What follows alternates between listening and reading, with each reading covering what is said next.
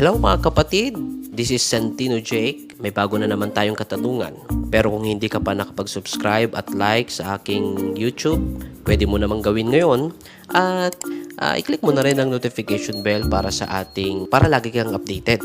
Ang tanong sa araw na ito ay ilang tao ang nasa loob ng arko during that flood? Ayon sa kabanata, ayon sa chapter 6 hanggang chapter 8 ng Genesis, si Noah at ang kanyang asawa, ang kanyang tatlong anak na lalaki, si Shem, Ham at Japhet, at ang kanilang asawa ay nasa loob ng arko. Kaya all in all, lahat sila ay 8. Sa Tagalog ay 8.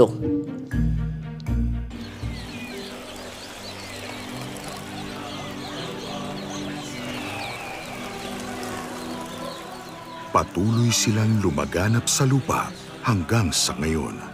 Nakipagtipan ang Diyos sa kanila na hindi na niya muling wawasakin ang daigdig gamit ang baha. At ang bahagharing ating nakikita ngayon ay pruweba ng tipan ng Diyos sa tao.